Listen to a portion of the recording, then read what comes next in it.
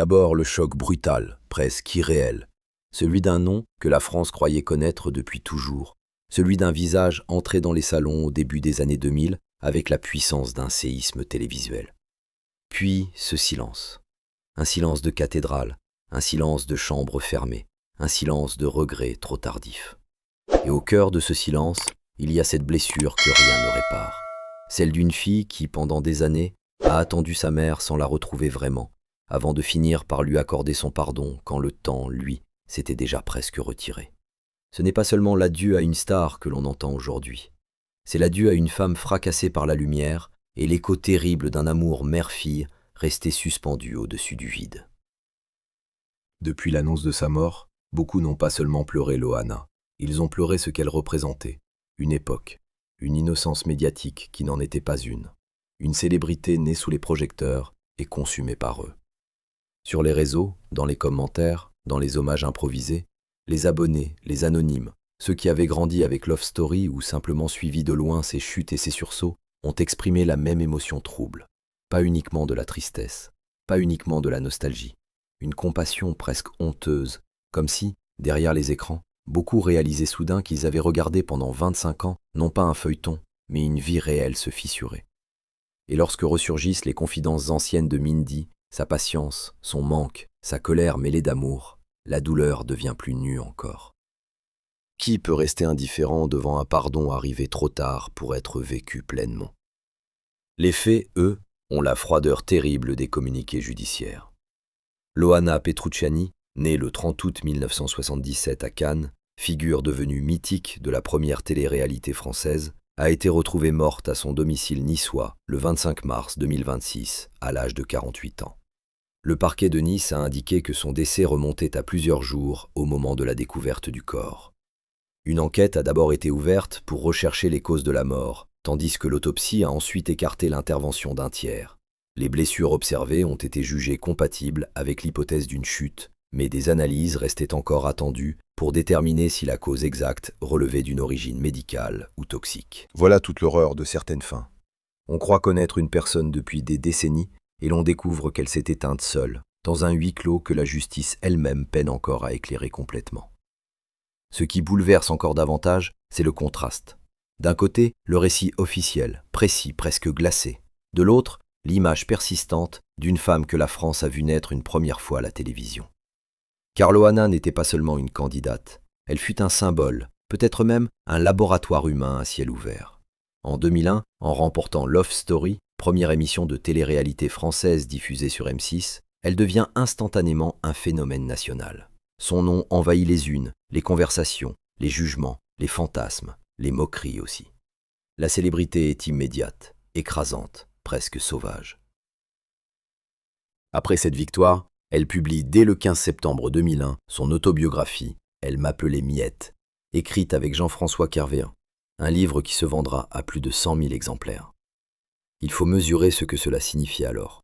Loana n'était pas simplement célèbre, elle était un miroir brutal, tendu à une France fascinée par l'exhibition, la chute, le désir, la transgression et le spectacle. Mais les symboles coûtent cher aux êtres humains qui les portent. Derrière le prénom connu de tous, il y avait Loana Petrucciani, une enfant née dans un milieu modeste, fille d'un père pompiste et d'une mère au foyer, élevée entre Cannes, Golfe-Juan et Grasse avec son frère. Les récits biographiques qui ont refait surface après sa mort décrivent une adolescence marquée par la violence familiale, l'alcoolisme paternel et une grande désagrégation du foyer. Son père serait parti lorsqu'elle avait 16 ans, puis sa mère l'aurait laissée seule l'année suivante. Voilà peut-être la première enquête qu'il faudrait mener, celle que la justice ne peut pas ouvrir parce qu'elle appartient à l'intime. Combien de chutes publiques commencent, en réalité, dans des enfances qu'on n'a jamais réparées? On regarde souvent les destins brisés à partir du moment où ils éclatent à l'écran. Mais combien de tempêtes existaient déjà avant les caméras? Quand on retrace la trajectoire de Loana, tout ressemble à une montée fulgurante suivie d'une longue traversée d'ombre. Après l'explosion Love Story, il y eut les tentatives de reconversion, les apparitions télévisées, la musique, les couvertures de magazines, les invitations, les jugements permanents. Puis les années ont changé de ton. Les articles ont cessé de raconter une ascension pour ne plus suivre qu'une succession d'alertes. Dépression, addiction, hospitalisation, Accusations de violence, plaintes, rechutes, épisodes de grande fragilité.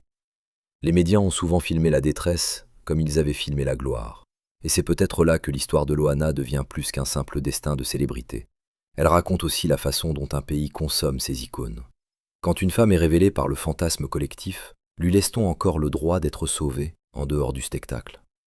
Même sa vie sentimentale fut racontée à travers le prisme du tumulte.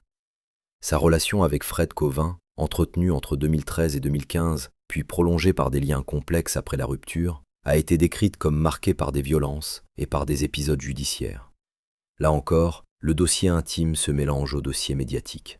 Une femme déjà fragilisée devient le centre d'un récit public où se mêlent compassion, voyeurisme et soupçon.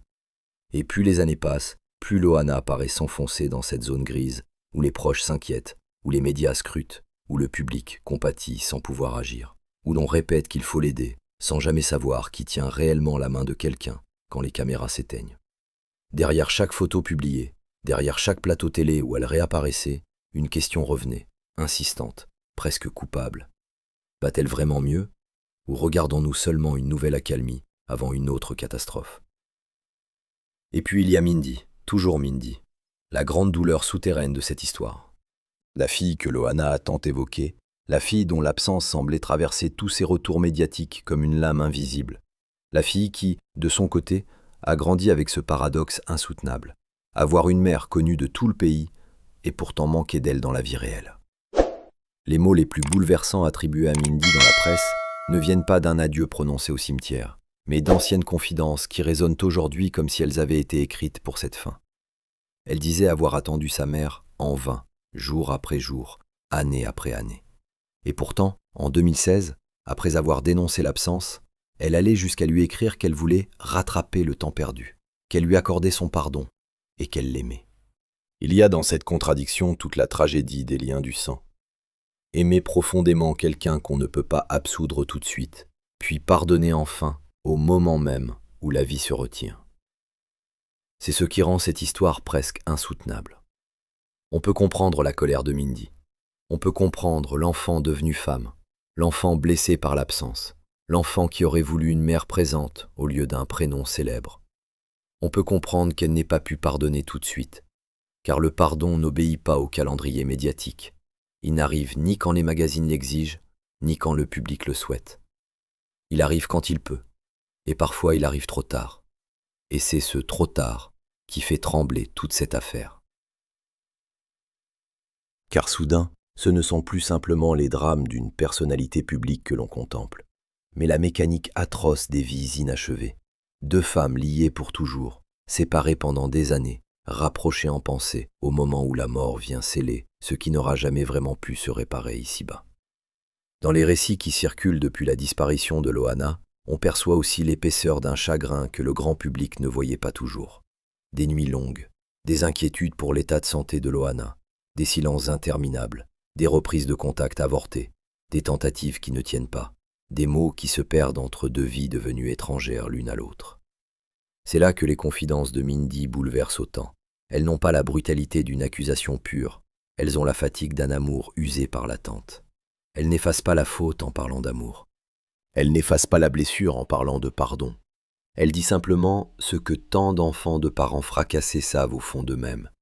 On peut aimer, manquer, trembler, espérer et souffrir de la même personne pendant des années. Comment ne pas entendre, derrière ces mots, toutes les nuits où elle a dû se demander si sa mère allait survivre à ses démons. Les circonstances de la mort de Loana, elles, ont immédiatement réveillé les spéculations. Corps retrouvé plusieurs jours après le décès, plaie à l'arrière du crâne, ecchymose, appartement fermé, solitude, et cette phrase glaçante du parquet qui dit tout sans vraiment dire l'essentiel. L'intervention d'un tiers est écartée, mais l'origine exacte de la mort doit encore être établie par des analyses complémentaires. Voilà une réalité qui glace le sang. Parce que lorsqu'une personnalité aussi exposée s'éteint ainsi, le pays entier se met à chercher une explication totale, comme si une cause unique pouvait absorber 25 ans de souffrance, de médiatisation et d'épuisement. Or, la vérité peut être plus douloureuse encore. Il n'y a pas toujours un seul coupable identifiable. Parfois, il y a une accumulation, une lente destruction, un abandon social diffus, un corps qui cède après avoir trop encaissé. Et c'est ici que le récit de Loana devient une affaire collective. Non parce que chacun serait personnellement responsable de son sort, mais parce qu'elle fut, pendant un quart de siècle, une figure sur laquelle la société française a projeté ses contradictions les plus dures. On l'a d'abord élevée comme une reine de l'instant. On l'a ensuite regardée sombrer avec une curiosité qu'il est aujourd'hui difficile de relire sans malaise. Plusieurs voix, après sa mort, ont rappelé combien son parcours condensait la violence faite aux femmes, l'exploitation des fragilités, la sexualisation immédiate, le jugement sans fin, puis l'épuisement public. Loana n'a pas seulement vécu une succession de drames personnels, elle a incarné la part sacrificielle d'une industrie du regard. Et quand elle meurt à 48 ans, retrouvée seule plusieurs jours après son décès, c'est toute cette histoire qui remonte à la surface, comme un dossier que personne n'avait réellement refermé. Les obsèques, dans ce contexte, ne peuvent pas être un simple rituel. Elles deviennent le point de condensation de toutes les émotions restées en suspens. Selon l'entourage, La cérémonie religieuse doit se tenir le 10 avril 2026 à 11 h à la cathédrale Sainte-Réparate de Nice, avec la volonté de respecter un cadre digne et recueilli, tout en permettant au public de venir lui rendre hommage avant la crémation qu'elle aurait souhaitée. Cela dit beaucoup de la place particulière qu'occupait Loana dans le cœur du pays. Même lorsqu'on cherche à préserver l'intimité, on ne peut pas totalement fermer la porte à ceux qui ont le sentiment d'avoir grandi avec elle. Mais comment organiser un adieu à une femme dont la vie entière fut justement une lutte entre surexposition et besoin de paix? Où place-t-on la frontière entre hommage populaire et dernier respect? On imagine déjà l'atmosphère de Nice ce matin-là, la lumière un peu pâle sur les façades, les pas ralentis devant la cathédrale, des bouquets déposés sans phrase trop longue, des inconnus qui se reconnaissent par le même regard humide, des anciens téléspectateurs qui ne viennent pas seulement saluer une vedette disparue, mais une part de leur propre mémoire. Car Loana, qu'on l'ait admirée, jugée, défendue ou oubliée par moments, appartient à une histoire collective de la télévision française. En 2001, elle a ouvert une ère. En 2026, sa disparition oblige à rouvrir le dossier humain derrière le phénomène médiatique. Et dans ce dernier voyage, ce qui serre la gorge plus que tout, ce n'est pas uniquement la célébrité morte. C'est l'enfant blessé qu'elle fut peut-être, la mère empêchée qu'elle devint, et la femme épuisée qu'elle laisse derrière elle. Quant à Mindy, son absence ou son silence public, au moment où s'écrivent ces lignes, pèse presque autant que ses mots anciens. Les proches disaient encore ne pas avoir de nouvelles d'elle au moment de l'organisation des obsèques. Et pourtant, paradoxalement, elle est partout dans cette histoire. Dans les regrets de Loana, dans les archives, dans les interviews, dans les sous-entendus, dans les non-dits, dans cette sensation terrible qu'un lien majeur de la vie de Loana n'a jamais cessé d'être à la fois vivant et brisé. C'est pour cela que ces phrases anciennes frappent si fort aujourd'hui. Elles n'appartiennent plus à une querelle familiale, elles deviennent une élégie. Elles racontent l'amour impossible, la patience épuisée, le pardon offert, la porte qui restait entrouverte. Et maintenant que Loana n'est plus là, ces mots résonnent comme un adieu prononcé en retard, par une fille à une mère qu'elle n'a jamais cessé d'attendre. Alors, que restera-t-il de Loana dans quelques années? Un nom associé à Loft Story? oui, forcément. Une silhouette blonde au bord d'une piscine? Un basculement télévisuel? Une époque entière? Oui, encore. Mais ce serait trop peu. Il restera aussi une mise en garde, une mémoire douloureuse, la preuve qu'on peut devenir le visage d'une révolution médiatique et payer cette couronne beaucoup trop cher. Il restera cette question que son destin laisse planter au milieu de nous. Combien de fois la société confond-elle le divertissement avec l'exposition de la fragilité humaine? Et combien de vies faut-il voir se fissurer avant de comprendre que certaines célébrités ne sont pas des contes de fées modernes, mais des chambres d'écho de nos violences collectives? Ce qui fait le plus mal dans une disparition comme celle de Loana, ce n'est pas seulement la mort elle-même, c'est tout ce qu'elle révèle après coup. Une existence entière semble alors remonter à la surface, comme des débris emportés par la marée. On croyait connaître Loana parce qu'on connaissait son visage. On pensait avoir compris sa douleur parce qu'on avait vu ses larmes à la télévision. Mais savait-on vraiment ce qui se passait dans le silence de ses nuits, dans l'angoisse de ses réveils, dans cette fatigue immense qui finit parfois par dévorer l'être avant même que le corps ne cède? Derrière la célébrité, il y avait une femme qui avait porté trop longtemps le poids de ses blessures, de ses dépendances, de ses abandons, et peut-être aussi celui des attentes impossibles qu'un pays entier avait déposées sur ses épaules. Le plus bouleversant, dans les heures qui ont suivi l'annonce de sa mort, fut peut-être ce mouvement collectif de culpabilité diffuse, comme si la France, soudain, se regardait dans un miroir inconfortable. Car Loana n'était pas une célébrité lointaine, inaccessible, née d'un cinéma ancien ou d'une légende figée. Elle était une création presque intime de la télévision moderne. Les Français l'avaient vue rire, aimer, tomber, se relever, rechuter. Ils l'avaient commentée, jugée, parfois défendue, parfois abandonnée. Et lorsque les mots de Mindy ont refait surface, cette douleur a changé de dimension. On n'était plus seulement devant le destin brisé d'une star. On se retrouvait face à quelque chose de beaucoup plus intime, de beaucoup plus déchirant. L'histoire d'une fille qui avait aimé sa mère à travers l'absence, la colère, le manque et les années perdues.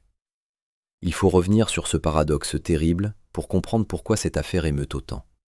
Loana a été l'un des premiers visages à incarner en France cette célébrité née en direct, sous le regard permanent des caméras. En 2001, Love Story ne fut pas seulement une émission, ce fut une rupture culturelle. En quelques semaines, une inconnue devenue icône entrait dans l'imaginaire collectif. Au bout du compte, le dernier adieu à Loana n'est peut-être pas seulement celui d'une fille, d'une mère, d'un frère, d'amis ou d'admirateurs. C'est l'adieu d'un pays à l'une de ses premières idoles fabriquées en direct. Une femme née dans la brutalité, propulsée dans une lumière aveuglante, puis lentement dévorée par les séquelles, les regards, les rechutes et les regrets. Et s'il y a une image qui demeure, au-delà des archives, des unes, des scandales, des débats et des hypothèses, c'est peut-être celle-ci. Une cloche qui sonne sur Nice, une foule silencieuse, quelques fleurs, un prénom murmuré très doucement. Et quelque part au-dessus de tout cela, les mots de Mindy qui reviennent comme une marée tardive.